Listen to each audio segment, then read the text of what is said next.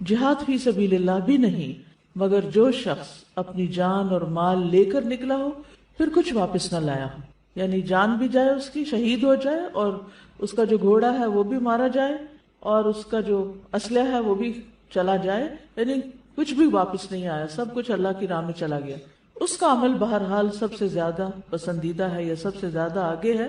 ورنہ باقی جتنے بھی لوگ جو کچھ بھی نیک کام کر رہے ہیں سال بھر میں، ان سب سے افضل ہے وہ کام جو ان 10 دنوں میں ہم کریں گے انشاءاللہ۔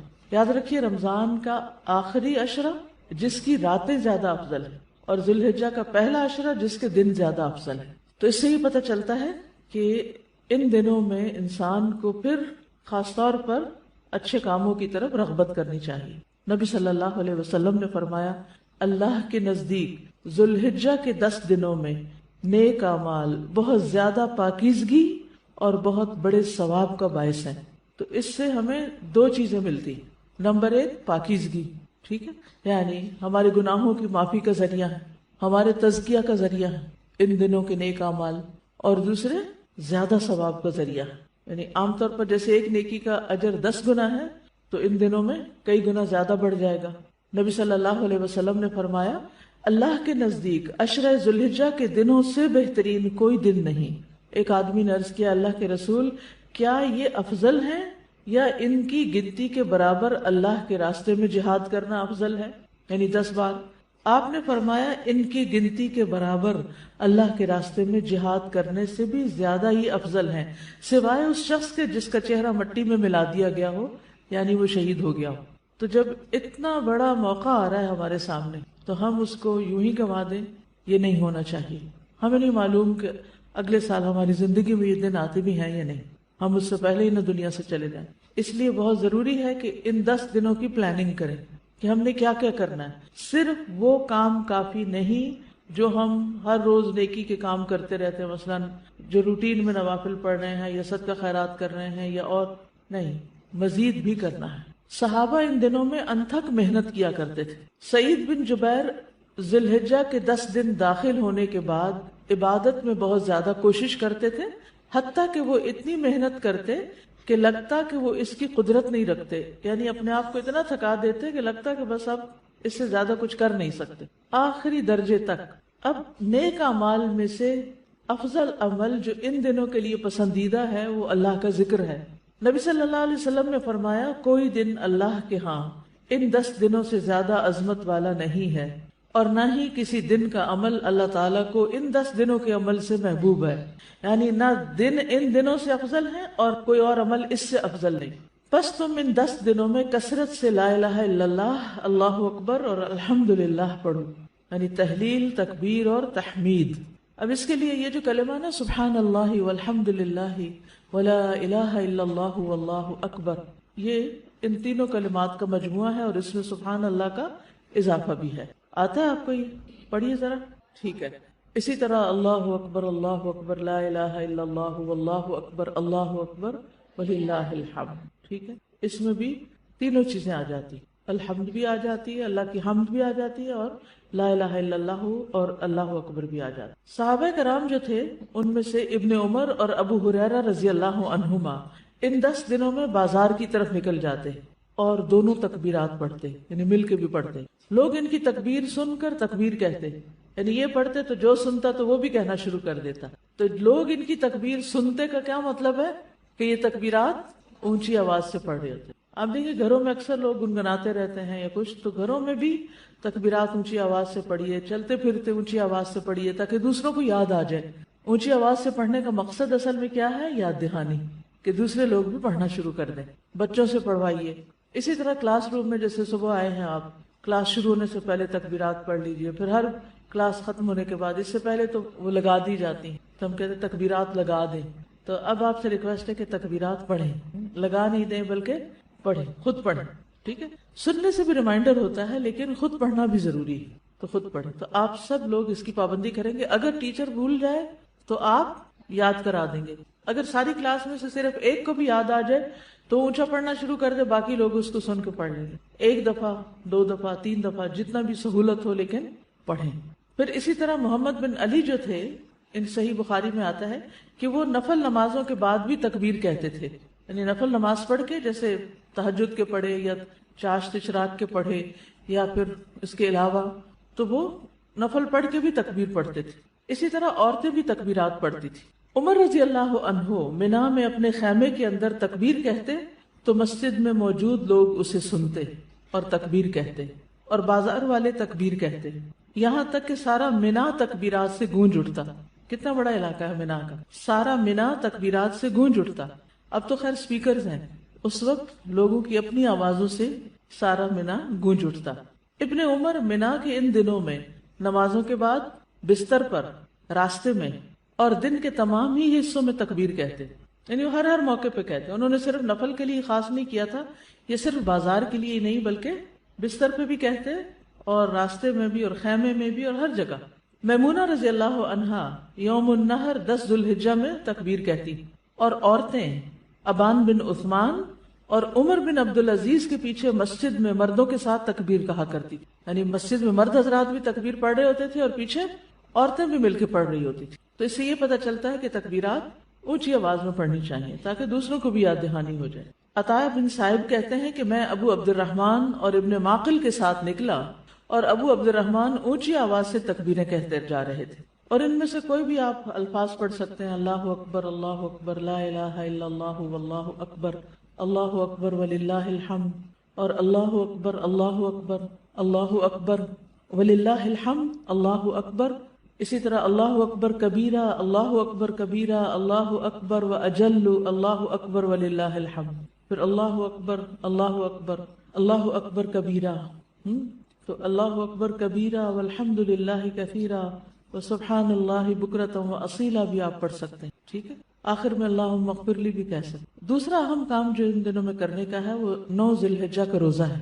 اس روزے کی خاص فضیلت ہے جس سے انسان کے گناہ معاف ہوتے ہیں، اور یہ دن 1 سال گزرے ہوئے اور 1 سال آنے والے گناہوں کا کفارہ بنتا ہے. لیکن اس کے علاوہ بھی آپ باقی دنوں میں روزے رکھ سکتے ہیں، خاص طور پر جن کے رمضان کے روزے رہتے ہوں وہ ان دنوں میں قضا کر لیں. جو شوال میں نہیں کر سکے، ذوالقعدہ میں نہیں کر سکے، اب ذوالحجہ میں کر رہے ہیں. اجر کا اجر ہے اور اپنے فرض کی ادائیگی بھی ہو جائے گی. شوال کے روزے تو الگ الگ رکھنے پڑتے ہیں، لیکن یہ آپ ملا کے بھی رکھ سکتے ہیں کیونکہ ان پہلے 8 دنوں کے روزے کو مخصوص نہیں ہے، یہ ہم نفلی روزے ثواب کی خاطر رکھتے ہیں، لیکن اگر قضا رکھ لیں تو بہت اچھا. پھر اسی طرح یہ دن حاجیوں اور غیر حاجیوں کی معافی کا دن ہے. کون سا دن؟ 9 ذی الحج کا دن. صحیح ترغیب کی حدیث ہے، نبی صلی اللہ علیہ وسلم نے فرمایا تمہارا دوپہر کے بعد عرفات میں کھڑے ہونا تو اللہ تعالیٰ آسمان دنیا پر نازل ہوتا ہے اور فرشتوں سے تم پر فخر کرتا ہے، فرماتا ہے کہ میرے بندے میرے پاس کھلے اور گہرے راستے سے پراگندہ حالت میں آئے ہیں، یعنی تھک تھکا کے آئے ہیں، جو میری رحمت و جنت کے امیدوار ہیں. بس اگر تمہارے گناہ ریت کے ذروں یا بارش کے قطروں یا سمندر کی جھاگ برابر بھی ہوں تو میں انہیں بخش دوں گا. میرے بندوں لوٹ جاؤ، تم بخشے بخشائے ہو. اور ان کی بھی مغفرت ہے جن کی تم نے سفارش کی. یعنی جو لوگ حج پہ گئے ہوئے ہیں اگر وہ آپ کے لیے دعا کریں تو وہاں نہ صرف یہ کہ ان کی بخشش ہوگی بلکہ باقی لوگوں کی بھی بخشش ہوگی. اور خصوصاً آگ سے رہائی کا دن ہے. حضرت عائشہ کہتی ہے کہ رسول اللہ صلی اللہ علیہ وسلم نے فرمایا اللہ سبحانہ و تعالی عرفہ کے دن سے زیادہ کسی دن اپنے بندوں کو دوزخ سے آزاد نہیں کرتا، اور اللہ اپنے بندوں کے قریب ہوتا ہے. پھر فرشتوں کے سامنے اپنے بندوں پر فخر فرماتے ہوئے فرماتا ہے کہ یہ سارے بندے کس ارادے سے آئے ہیں. حالانکہ اللہ تعالیٰ کو خود بھی پتا ہے، لیکن اللہ تعالیٰ خوش ہو کے ایک طرح سے پوچھتے ہیں کہ یہ کیوں آئے ہیں. فرشتوں کی گواہی بھی شامل ہو جاتی ہے کہ یہ سب اللہ کی بخشش حاصل کرنے کے لیے. اور پھر ساری فضیلتیں 9 ذی الحجہ پہ ختم نہیں ہو جاتی بلکہ 10 ذی الحجہ جو ہے، جو عید کا دن ہے، وہ بھی بڑی فضیلت والا دن ہے. جو شخص سچی نیت رکھتا ہے اور اللہ کی طرف رجوع کرتا ہے، اللہ سے دعا کرتا ہے، پھر کوشش کرتا ہے تو اللہ تعالیٰ اس کو اپنا رستہ ضرور دکھاتا ہے. وَالَّذِينَ جَاهَدُوا فِينَا لَنَهْدِيَنَّهُمْ سُبُلَنَا. جو لوگ ہمارے راستے میں سخت محنت کرتے ہیں ہم یقیناً انہیں اپنا رستہ دکھاتے ہیں، یعنی انہیں اللہ کی طرف آنے کا رستہ مل جاتا ہے. وَإِنَّ اللَّهَ لَمَعَ الْمُحْسِنِينَ. اور بے شک اللہ محسنین کے ساتھ ہوتا ہے.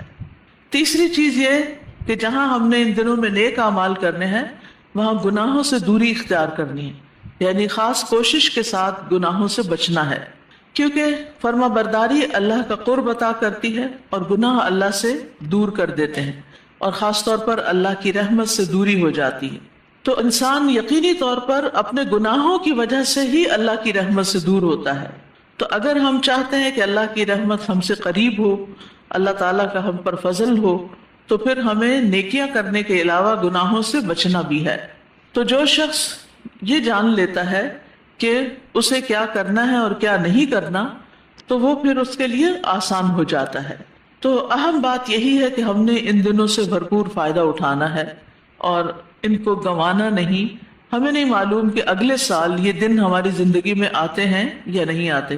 تو ہم اللہ تعالیٰ سے دعا کرتے ہیں کہ اللہ تعالیٰ ہمیں ان دنوں سے بھرپور فائدہ اٹھانے کی توفیق عطا فرمائے. اس عشرے کی فضیلت کیوں ہے؟ کیونکہ اس میں ایک خاص دن ہے جس میں سب سے زیادہ انسانوں کے گناہ معاف ہوتے ہیں، اور وہ ہے عرفہ کا دن، جس دن حج ہوتا ہے، جس دن اس دین کی تکمیل ہوئی تھی. حضرت عمر بن خطاب کہتے ہیں کہ ایک یہودی نے ان سے کہا کہ اے امیر المومنین، تمہاری کتاب میں ایک آیت ہے جسے تم پڑھتے ہو، اگر وہ ہم یہودیوں پر نازل ہوتی تو ہم اس دن کو عید کا دن بنا لیتے. آپ نے پوچھا وہ کون سی آیت ہے؟ اس نے جواب دیا یہ المائدہ کی آیت ہے، الیوم اکملت لکم دینکم واتممت علیکم نعمتی ورضیت لکم الاسلام دینا. عمر رضی اللہ عنہ نے فرمایا ہم اس دن اور اس مقام کو خوب جانتے ہیں جب یہ آیت رسول اللہ صلی اللہ علیہ وسلم پر نازل ہوئی. اس وقت آپ عرفات میں جمعہ کے دن کھڑے تھے. تو عرفات کا دن جو ہے یہ معافی کا دن ہے، حج کا دن ہے، اور اس دن ہمارے دین کی تکمیل ہوئی تھی. نبی صلی اللہ علیہ وسلم نے فرمایا تمہارا دوپہر کے بعد عرفات میں کھڑے ہونا اللہ تعالیٰ آسمان دنیا پر نازل ہوتا ہے اور فرشتوں سے تم پر فخر کرتا ہے اور فرماتا ہے کہ میرے بندے میرے پاس کھلے اور گہرے راستے سے پراگندہ حالت میں آئے ہیں جو میری رحمت اور جنت کے امیدوار ہیں. بس اگر تمہارے گناہ ریت کے ذروں یا بارش کے قطروں یا سمندر کی جھاگ کے برابر بھی ہوں تو میں انہیں بخش دوں گا. میرے بندوں لوٹ جاؤ، تم بخش آئے ہو، اور ان کی بھی مغفرت ہے جن کی تم نے سفارش کی. یعنی حاجی وہاں جا کر کسی اور کے لیے جو دعائیں کرتے ہیں اور خاص طور پر بخشش کی تو ان کی بھی بخشش ہو جاتی. اس لیے کبھی کوئی حج پہ جانے والا اگر آپ سے یہ پوچھے کہ میں آپ کے لیے وہاں کون سی دعا کروں تو آپ اس سے خاص کہیں کہ میرے لیے تم عرفہ کے دن بخشش کی دعا کرنا، کیونکہ عرفات کے میدان میں کھڑے ہونے والے جس کے لیے سفارش کرتے ہیں اس کے لیے بھی وہ سفارش قبول ہو جاتی ہے. اب عرفہ کا دن تو عرفات والوں حاجیوں کو ملتا ہے، تو باقی لوگوں کے لیے کیا ہے؟ ہم بھی اس دن اللہ تعالیٰ سے دعا کر سکتے ہیں کہ اللہ آپ کی نظر کرم ان پر ہے تو ہماری طرف بھی کر دیجئے. تو اس دن آپ خاص دعا کیجئے اپنے لیے. لیکن اس دن کا خاص عمل بھی ہے اور وہ ہے روزہ رکھنا. حاجی روزہ نہیں رکھتے اس دن، ان کے لیے منع ہے. لیکن جو غیر حاجی ہیں وہ عرفہ کا دن اگر روزہ رکھتے ہیں تو ان کی بھی معافی ہو جاتی. ابو قتادہ انصاری سے روایت ہے کہ آپ صلی اللہ علیہ وسلم سے عرفہ کے دن کے روزے کے بارے میں پوچھا گیا تو آپ نے فرمایا گزرے ہوئے ایک سال اور آنے والے سال کے گناہوں کا کفارہ بن جاتا ہے. یہ دن کتنے گناہوں کا کفارہ؟ پچھلے سال کا اور اگلے سال کا. تو اس سے انسان کو خاص خوشی نصیب ہوتی ہے کہ اس کے گناہ معاف ہو گئے اور اس کے بوجھ ہلکے ہو گئے. پھر یہ آگ سے آزادی کا دن بھی ہے. حضرت عائشہ فرماتی ہے کہ رسول اللہ صلی اللہ علیہ وسلم نے فرمایا اللہ عرفہ کے دن سے زیادہ کسی دن اپنے بندوں کو دوزخ سے آزاد نہیں کرتا، اور اللہ اپنے بندوں کے قریب ہوتا ہے، یعنی وہ قربت والا وقت ہوتا ہے. پھر فرشتوں کے سامنے اپنے بندوں پر فخر فرماتے ہوئے فرماتا ہے کہ یہ سارے بندے کس ارادے سے آئے ہیں. تو وہ بتاتے ہیں کہ یہ بخشش کے ارادے سے آئے ہیں، یہ چاہتے ہیں ان کے گناہوں کی بخشش ہو جائے، تو اللہ سبحانہ وتعالیٰ ان کو بخش دیتے ہیں. اب آپ دیکھیے کہ عشرہ ذو الحجہ میں صرف 9 تاریخ کا ہی روزہ نہیں، اگر آپ 9 تاریخ تک سارے روزے رکھیں 9 دن تو بہت ہی اچھا ہے. مثلا اگر قضا روزے کوئی رہتے ہیں آپ کے تو وہ اس عشرے میں رکھ سکتے ہیں، لیکن 9 تاریخ کا روزہ قضا کی نیت سے نہیں رکھنا، وہ 9 تاریخ کی نیت سے ہی رکھنا ہے. عرفہ کے دن کا روزہ بخشش کے لیے رکھنا ہے. پھر ان دنوں کی فضیلت اس لیے بھی ہے کہ ان دنوں میں یوم النحر ہے. 10واں دن جو ہے وہ کون سا؟ قربانی کا دن، یوم النحر. رسول اللہ صلی اللہ علیہ وسلم نے فرمایا اللہ کے نزدیک سب سے افضل دن یوم النحر اور اس کے بعد یوم القر یعنی 11 ذی الحجہ ہے. یعنی 11 ذی الحجہ اس طرح افضل نہیں جس طرح 10ویں تاریخ ہے. ابراہیم علیہ السلام کی سنت پر عمل کرتے ہوئے ہمیں اس دن کیا کرنا چاہیے؟ قربانی کرنی چاہیے. اور جو قربانی کرنے والا ہو وہ اپنے ناخن بال وغیرہ نہ کاٹے. یعنی 1 ذی الحجہ سے لے کے قربانی کرنے تک کیا نہیں کرنا؟ بال نہیں کاٹنے، ناخن نہیں کاٹنے، بال نوچنے بھی نہیں. کنگھی وغیرہ میں ٹوٹ جائے تو اور بات ہے، کوئی بات نہیں، اس سے منع نہیں. تو ایک طرح سے ہم احرام والوں کی پابندیوں میں کسی حد تک شریک ہو جاتے ہیں.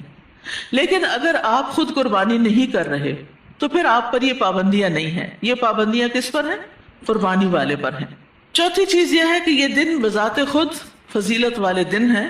صحیح ترغیب و ترہیب کی روایت ہے، رسول اللہ صلی اللہ علیہ وسلم نے فرمایا دنیا کے دنوں میں افضل ترین دن 10 دن یعنی عشرہ ذوالحجہ. دنیا کے دنوں میں افضل ترین دن کون سے ہیں؟ عشرہ ذوالحجہ کے دن ہیں. ان دنوں میں کیا گیا کوئی بھی نیک عمل اللہ تعالیٰ کو سب سے زیادہ پسند ہے. ابن عباس سے روایت ہے کہ رسول اللہ صلی اللہ علیہ وسلم نے فرمایا اللہ تعالیٰ کو کوئی نیک عمل کسی دن میں اس قدر پسندیدہ نہیں جتنا کہ ان دنوں میں پسندیدہ اور محبوب ہوتا ہے، یعنی عشرہ ذوالحجہ. تو اس سے کیا پتہ چلتا ہے کہ عشرہ ذوالحجہ میں ہمیں کیا کرنا چاہیے؟ اس کے دنوں میں نیک عمل زیادہ کرنے چاہیے. راتوں میں سے افضل راتیں کون سی ہیں؟ تاک راتیں، آخری عشرہ رمضان کا، وہ راتیں افضل ہیں، ان میں راتوں کی عبادت زیادہ کرنی چاہیے. اور یہ دن افضل ہیں تو اس میں روزے رکھنے چاہیے. تو رسول اللہ صلی اللہ علیہ وسلم نے فرمایا اللہ تعالیٰ کو کوئی نیک عمل کسی دن اس قدر پسندیدہ نہیں جتنا کہ ان دنوں میں پسندیدہ اور محبوب ہوتا ہے، یعنی عشرہ ذوالحجہ. صحابہ نے کہا اللہ کے رسول کیا جہاد فی سبیل اللہ بھی نہیں؟ آپ نے فرمایا نہیں، جہاد فی سبیل اللہ بھی نہیں، مگر جو کوئی شخص اپنی جان اور مال لے کر نکلا ہو پھر کچھ واپس نہ لایا ہو، یعنی شہید ہو جائے اور اس کا گھوڑا بھی شہید ہو جائے اور سب کچھ اس کا ختم ہو جائے تو اس کا عمل بہرحال افضل ہے، لیکن باقی کوئی عمل اتنا افضل نہیں. تو پھر کیا کریں عشرہ ذوالحجہ میں؟ دن کے اوقات کو کس طرح گزاریں؟ پہلی بات تو ہم نے کی کہ ہم روزہ رکھیں تو سارا دن ہی عبادت میں گزرے گا. دوسرا یہ ہے کہ ذکر اذکار. نبی صلی اللہ علیہ وسلم نے فرمایا، مسند احمد کی روایت ہے، کوئی دن اللہ کے ہاں ان 10 دنوں سے زیادہ عظمت والا نہیں، اور نہ ہی کسی دن کا عمل اللہ تعالیٰ کو ان 10 دنوں کے عمل سے زیادہ محبوب ہے. پس تم ان 10 دنوں میں کثرت سے تحلیل، تکبیر اور تحمید کرو، یعنی لا الہ الا اللہ، اللہ اکبر، الحمدللہ. جابر بن عبداللہ کہتے ہیں میں نے رسول اللہ صلی اللہ علیہ وسلم کو فرماتے ہوئے سنا افضل ذکر لا الہ الا اللہ ہے. اسی طرح اللہ تعالیٰ کا چنا ہوا کلام ہے سبحان اللہ و بحمدہ. اور اسی طرح ایک اور جگہ پر فرمایا کہ افضل الکلام سبحان اللہ والحمد للہ ولا الہ الا اللہ واللہ اکبر. تو آپ کیا کر سکتے ہیں؟ یہ تسبیح کثرت سے پڑھیں. تو انشاءاللہ اگر آپ یہ کلمہ پڑھ لیتے ہیں تو ساری چیزیں کور ہو جاتی ہیں. اور ویسے بھی جو شخص عام روٹین میں بھی 100 دفعہ یہ کلمہ پڑھتا ہے تو اس دن کا عمل سب سے زیادہ افضل ہوتا ہے، الا یہ کہ کوئی اور بھی یہ کلمہ 100 دفعہ پڑھے. پھر یہ کہ دوسرا کرنے کا کام قرآن کی تلاوت، جتنی آپ کر رہے ہیں اس سے کچھ نہ کچھ زیادہ بڑھا دیں. ہو سکے تو ایک قرآن پورا مکمل کریں، کیونکہ قرآن کے ایک حرف کی تلاوت کا اجر 10 نیکیاں ہیں، اور قرآن جو ہے یہ سفارش کرے گا. رسول اللہ صلی اللہ علیہ وسلم نے فرمایا قرآن مجید کی تلاوت کرو، بلا شبہ قیامت کے دن یہ اپنے ساتھیوں کی سفارش کے لیے آئے گا، اور قاری قرآن کے لیے عزت کا تاج اور لباس ہوگا. کس طرح سجایا جائے گا. تو کتنی خوشی کی بات ہے ان لوگوں کے لیے جو حافظ قرآن ہیں. ان کو تو کم از کم ان 10 دنوں میں ضرور ایک دفعہ پورا قرآن پڑھ لینا چاہیے، کیونکہ وہ تو 20 منٹ میں ایک سپارہ پڑھ لیتے ہیں، اور 1 گھنٹہ لگائیں تو 3 سپارے روز ہو جائیں گے، اور 10 دنوں میں پورا قرآن مکمل ہو جائے گا. نبی صلی اللہ علیہ وسلم نے فرمایا قیامت کے دن قرآن مجید آئے گا اور کہے گا اے میرے رب اس قاری قرآن کو زیور پہنا دیجیے. زیور کا شوق ہے آپ کو؟ گولڈ کی چوڑیاں، ہار، انگوٹھیاں، کانٹے اور بروش اور بٹن جو بھی مل جائے سب ہی اچھا لگتا ہے. تو عورتوں کو تو بہرحال پسند ہوتا ہے، اور میں نے دیکھا چھوٹی چھوٹی بچیوں کو بھی بہت پسند ہوتا ہے. میری نواسیوں کو تو جیولری اتنی پسند ہے کہ اگر انہیں جیولری کا تحفہ دے دیا جائے تو سمجھے سب کچھ مل گیا ان کو. تو ایک فطری سی چیز ہے. قرآن بھی کہتا ہے نا افمن ینشأ فی الحلیۃ، بھلا وہ جو زیورات میں پالی جاتی ہے. تو اس میں کوئی برائی اور قباحت نہیں ہے، یہ ہماری تعریف ہے. لیکن دنیا میں بعض اوقات انسان کی یہ خواہشات اور حسرتیں پوری نہیں ہوتی. اگر یہ خواہش ہے تو قرآن کی تلاوت کی کثرت کر لیں، کیونکہ اللہ تعالیٰ کے پاس قرآن سفارش کرے گا کہ اے میرے رب اس قاری قرآن کو زیور پہنا دیجیے. تو اس شخص کو عزت کا تاج پہنایا جائے گا. قرآن مجید پھر کہے گا اے رب اور زیادہ اس کی عزت افزائی فرمائیے، ابھی اور بھی. تو اس قرآن پڑھنے والے کو عزت کا لباس پہنایا جائے گا. قرآن مجید کہے گا اے میرے رب اس سے راضی ہو جائیے، تو اللہ اس شخص سے راضی ہو جائے گا. پھر فرمائے گا قرآن پڑھتے جاؤ اور جنت کے درجات چڑھتے جاؤ، ہر آیت کے ساتھ ایک نیکی بھی زیادہ کر دی جائے گی۔ یاد رکھیے کوئی عمل ایسا نہیں کہ جس کی نیکی قیامت کے دن بھی ملے سوائے قرآن کے۔ یعنی مثلا آپ نماز پڑھتے ہیں نا دنیا میں، تو نماز کا ثواب بس یہ دنیا میں جتنی آپ نے نمازیں پڑھ لی، جتنے آپ نے روزے رکھ لیے، جو بھی آپ نے کر لیا، لیکن اگر آپ قرآن کے پڑھنے والے ہیں اور قرآن کے حافظ ہیں اور قرآن کو امپورٹنس دیتے ہیں اور پڑھتے ہیں، تو قیامت کے دن جب آپ قرآن پڑھیں گے تو وہاں بھی نیکیاں مل جائیں گی۔ کتنی بڑی فضیلت ہے، وہ خیر مما یجمعون۔ تو اس لیے شوق سے یہ نہیں کہ ہائے اچھا اب یہ 10 دن آ رہے ہیں پھر قرآن پڑھیں، نہیں، اپنے وقت کا کچھ حصہ نکالیں، توجہ فرمائیں۔ تو آپ یقین کریں کہ کہیں نہ کہیں سے آپ اپنے واٹس ایپ ٹائم میں سے یا اپنے میسیجز میں سے یا یوٹیوب میں سے کہیں سے ٹائم نکال کے آپ قرآن کی تلاوت زیادہ کر سکتے ہیں، بس پلان کرنے کی ضرورت ہے، توجہ کرنے کی ضرورت ہے۔ پھر اللہ تعالیٰ فرمائے گا جب اس سے راضی ہو جائے گا کہ قرآن پڑھتے جاؤ اور جنت کے درجات چڑھتے جاؤ، ہر آیت کے ساتھ ایک نیکی بھی زیادہ کر دی جائے گی۔ تو جو لوگ 10 دنوں میں قرآن ختم کرنا چاہیں وہ پہلے دن البقرہ اور آل عمران پڑھ لیں، دوسرے دن النساء اور مائدہ، تیسرے دن انعام سے توبہ، چوتھے دن یونس سے نحل، پانچویں دن اسراء سے فرقان، چھٹے دن شعراء سے یاسین، ساتویں دن صافات سے قاف، آٹھویں دن زاریات سے مجادلہ اور نویں دن حشر سے الناس تک۔ تو اس طرح 10 دنوں میں قرآن پورا ہو جائے گا۔ پھر یہ ہے کہ دن کے نوافل کا اہتمام، اگر تہجد پڑھتے ہیں تو بہت اچھی بات ہے، کیونکہ بندہ جن چیزوں سے اللہ تعالیٰ کا قرب حاصل کرتا ہے وہ سب سے زیادہ تو فرض کی ادائیگی کے ساتھ ہوتا ہے، لیکن بندہ فرض ادا کرنے کے بعد اللہ تعالیٰ فرماتے ہیں نفل عبادت کر کے مجھ سے اتنا قریب ہو جاتا ہے کہ میں اس سے محبت کرنے لگتا ہوں۔ چاشتی نوافل، اشراق کے نوافل، سنتیں پڑھیں، ظہر سے پہلے 4، ظہر کے بعد 4، اسی طرح عصر سے پہلے، مغرب کے بعد، اور خاص طور سنن رواتب دن کی 12 سنتوں کی تو پابندی ضروری کریں، کیونکہ ہر سجدے پہ ایک درجہ بلند ہوتا ہے اور ایک خطا معاف کر دی جاتی۔